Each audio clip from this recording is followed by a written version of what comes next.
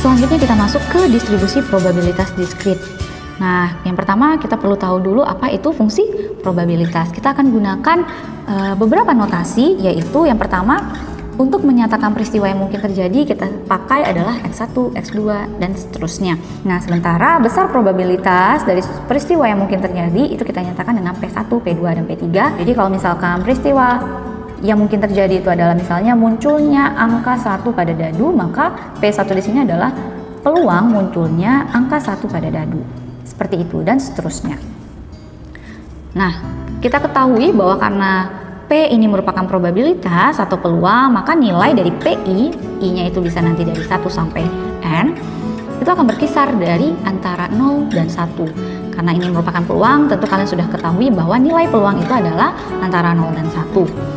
Dan kita tahu bahwa jika nantinya sebuah fungsi probabilitas, kita jumlahkan semua peluang yang mungkin, ya semua P, mulai dari 1 sampai N itu jika dijumlahkan nilainya sama dengan 1. Perhatikan contoh berikut ini. Jika kita melakukan percobaan melempar 3 buah koin sekaligus, lalu kita tentukan bahwa variabel acaknya adalah banyak kejadian muncul sisi gambar. Nah, kita akan menentukan distribusi probabilitasnya, tabel fungsi probabilitas, dan grafik fungsi probabilitas. Gimana caranya? Yang pertama kita perhatikan dulu pelemparan 3 buah koin. Ya, kita punya misalkan ini adalah kemungkinan-kemungkinan yang terjadi. Dari sini kita lihat untuk menentukan tabel distribusi probabilitas itu, ya. Jadi kita akan tuliskan apa saja kemungkinan yang muncul. Ini dia. Kemungkinan kita kan ada GAA, GAG, GGA, GGG, AAA, AAG, AGA, dan AGG. Jadi kamu tuliskan semua XI. Jadi peristiwa yang mungkin terjadi itu kamu tuliskan. Nah, selanjutnya kita lihat. Pada variabel acak kita ditentukan bahwa banyak sisi gambar yang muncul.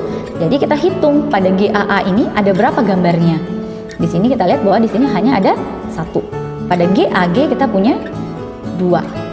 GGA juga ada 2 gambar, GGG ada 3 gambar, AAA tidak ada gambar atau 0, AAG itu ada 1 gambar, AGA juga 1 gambar, dan AGG ini ada 2 gambar. Inilah yang dinamakan distribusi probabilitas. Jadi dari semua kemungkinan yang terjadi, kamu hitung jumlah untuk setiap variabel acak yang sudah ditentukan. Nah, selanjutnya kita melihat fungsi probabilitasnya. Nah, kalau pada fungsi probabilitas, kita akan memindahkan X-nya, ya, variabel acaknya, lalu kita hubungkan dengan fungsinya. Fungsi itu apa? Maksudnya peluang dari masing-masing variabel acak. Jadi kamu lihat untuk 0, ketika variabel acaknya 0 ada berapa kali muncul? Hanya sekali. Dari berapa kemungkinan? 8. Ya, 1, 2, 3, 4, 5, 6, 7, 8. Maka peluang munculnya tidak ada gambar itu adalah 1/8. Fungsi probabilitas ketika X-nya 1 berarti berapa kali kemungkinan munculnya hanya 1 gambar. Nah, kita lihat di sini ada 1 kali, 2 kali, 3 kali. Maka peluangnya adalah 3/8. Selanjutnya adalah ketika X-nya sama dengan 2, maka peluang banyak sisi gambar yang muncul itu adalah 2 sebanyak 1, 2, 3. Sebanyak 3 kali. Maka peluang yang mungkin terjadi adalah 3/8. Lalu yang selanjutnya, peluang munculnya 3 gambar atau semuanya gambar itu hanya 1 kali. Maka peluangnya adalah 1/8. Nah, jika keempat ini kita jumlahkan, maka hasilnya harus sama dengan 1. Nah, jika dia tidak 1, maka dia bukan merupakan fungsi probabilitas. Soal yang selanjutnya, kita akan membuat grafik fungsi probabilitas. Nah, membuat grafik fungsinya, kamu gunakan saja tabel fungsi probabilitas ini. Jadi, kamu hubungkan antara variabel acaknya dengan fungsi probabilitasnya. Jadi, ini dia.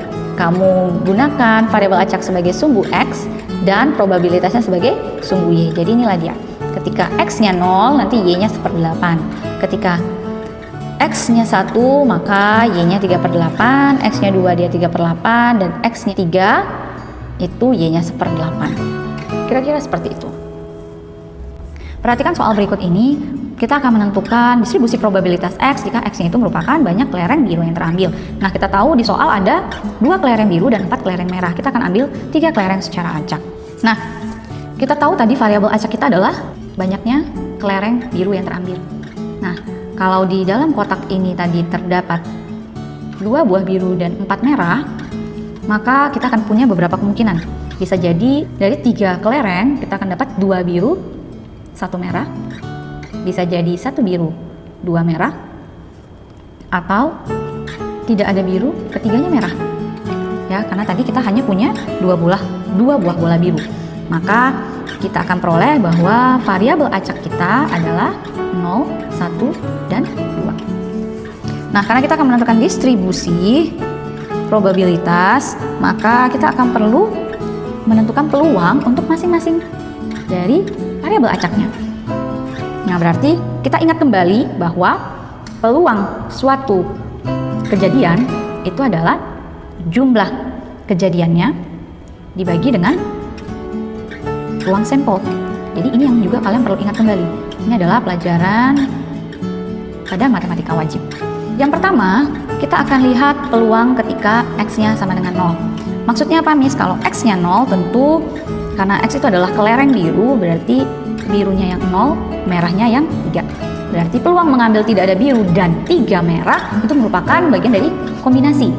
Pada soal ini kita tahu bahwa pada pengambilan kelereng kita tidak memperhatikan urutan, ya mau itu MMM, mau itu M1, M2, M3, M2, M1, M3, itu tidak masalah ya, karena yang kita hitung adalah berapa banyak merah dan biru yang terambil. Sehingga kita dapat bahwa karena kelereng biru itu ada 2 dan yang terambilnya 0, maka kita dapat bahwa peluangnya adalah 2C0 dan 3 merah. 3 merah dari 4 merah yang terambil itu adalah 4C3 dibagi dengan ruang sampel. Ruang sampel kita adalah berapa banyak kelereng yang tersedia, yaitu 6 kelereng, dan yang kita ambil hanya 3. Maka ruang sampelnya adalah mengambil 3 dari 6, yaitu 6C3. Sehingga kita peroleh, nah ini juga yang perlu kalian ingat nih ya, Miss ingatkan kembali pelajaran pada kombinasi, bahwa jika NC0 ini nilainya sama dengan 1, lalu N dikurang 1 ini nilainya N, ini udah pernah ya kalian pelajari, lalu NCN ini nilainya adalah 1 dan NC1 ini sama dengan N. Nah, ini kalian lebih baik diingat dan dihafal untuk memudahkan kalian dalam perhitungan, jadi nggak perlu capek-capek lagi ini dihitung satu persatu. Nah, 2C0 itu nilainya sama dengan ya 1. 4C3, nah ini dia kan sama dengan ini, NCN kurang 1, maka sama dengan N. N kita di sini adalah 4, jadi kita tinggal kali 4. 6C3, nah 6C3 itu adalah, ingat rumus pada kombinasi, yaitu 6 faktorial dibagi 3 faktorial dikali 6 dikurang 3 faktorial. Nilainya berapa? Berarti ini 4 per, nah boleh ya kita cari di sini dulu. 6 faktorial dibagi 3 faktorial, 6 dikurang 3 itu adalah 3 faktorial, berarti ini akan sama dengan, nah Miss mau bentuk menjadi 6 kali 5 dikali 4 dikali 3 supaya bisa disederhanakan. Lalu ini juga 3 faktorial, 3 faktorialnya dipecah menjadi 3 dikali 2 dikali 1. Nah ini bisa kita sederhanakan, 3 kali 2 itu 6, maka 5 kali 4 itu sama dengan 20. Sehingga ini adalah 4 per 20 atau sama dengan 1/5. Nah, selanjutnya kita tentukan lagi ketika dia X-nya 1. Ketika X-nya 1 itu apa? Berarti birunya 1, merahnya 2. Nah, biru 1, merah 2 itu gimana? Berarti mengambil 1 biru dari 2 biru yang tersedia, maka itu 2C1. Lalu mengambil 2 merah dari 4 merah yang tersedia, itu artinya adalah 4C2. Dibagi dengan ruang sampel kita tadi, yaitu 6C3. Maka 2C1 itu adalah 2, lalu 4C2 itu adalah 4 faktorial per 2 faktorial dikali 4 dikurang 2 faktorial itu adalah 2 faktorial. Dibagi dengan 6C3 kita tadi adalah 20.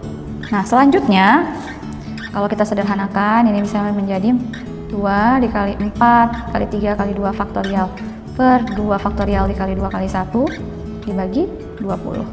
Nah ini kan bisa sama-sama dibagi 2 faktorial, lalu ini 2 dibagi 2, lalu 4 sama-sama dibagi 4, ini jadi 5, sehingga kita peroleh 3/5. Nah begitu juga nanti satu lagi kita tentukan ketika X nya adalah 2 atau 2 buah kelereng biru. Nah 2 biru, 1 merah.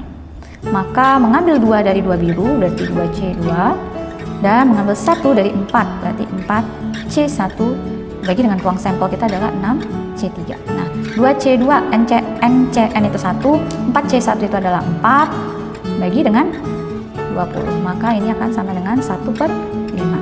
Sehingga kalau kita buat tabel distribusinya, ketika ini adalah variabel acaknya dan ini adalah fungsinya, berarti ketika X-nya 0 kita peroleh peluangnya adalah 1/5, ketika X-nya 1 dia adalah 3/5, dan ketika X-nya 2 dia 1/5. Jadi kalau ini dijumlahkan hasilnya akan sama dengan 1. Nah, untuk contoh yang ini kita ketahui bahwa fungsi Px ini adalah distribusi probabilitas, di mana Px itu sendiri adalah K per X tambah 1, di mana X-nya adalah dari 0, 1, 2, dan 3. Kita akan menentukan nilai K. Bagaimana caranya? Nah, kita ketahui terlebih dahulu bahwa jika dia merupakan fungsi yang berdistribusi probabilitas, maka jumlahan dari PI, di mana I-nya itu adalah dari 0 sampai 3, ini harus sama dengan 1. Atau dengan kata lain, P0 ditambah P1 ditambah P2 ditambah P3 ini akan sama dengan 1. Nah, kita tahu bahwa P0, kan kita udah tahu nih X-nya berarti ketika dia 0. P0 itu berarti K 0 tambah 1. P1 berarti X-nya kita ganti 1. Maka K per 1 tambah 1. Dan seterusnya. Kalau P2 berarti K 2 ditambah 1 dan P3 itu adalah K per 3 ditambah 1. Nilainya ini semua harus sama dengan 1. Sehingga kita peroleh K ditambah K per 2 ditambah K per 3 ditambah K per 4 ini akan sama dengan 1. Kalau kita samakan penyebutnya dijadikan 12, maka kita akan punya 12K ditambah untuk yang ini 6K, untuk yang ini 4K, dan untuk yang ini 3K. Nah, sehingga kita akan kalau dijumlahkan ini semua adalah 25K per 12 sama dengan 1. Atau kita peroleh K-nya adalah 12 per 25. Inilah dia nilai K yang kita peroleh. Nah, kalau untuk soal yang B, kita tahu bahwa nilai dari Px kecil sama dengan 2. Nah, ini sama aja berarti dengan P0 ditambah P1 ditambah P2. Nah, kita masukkan nilainya satu persatu. P0 itu berarti K 12 per 25 per 0 tambah 1, ya kan? Untuk selanjutnya P1 12 per 25 per 1 tambah 1 dan 12 per 25 per 2 tambah 1. Sehingga kita punya untuk yang ini nilainya adalah 12 per 25. Yang ini 12 per 25 dibagi 2, ini sama saja dengan 12 per 25 dikali setengah ditambah 12 per 25 dikali sepertiga. Nah, ini boleh kita bagi, ini juga boleh kita bagi. Sehingga 12 per 25 ditambah 6 per 25 ditambah 4 per 25 jika dijumlahkan hasilnya adalah 22 per 25. Inilah dia nilai untuk yang B.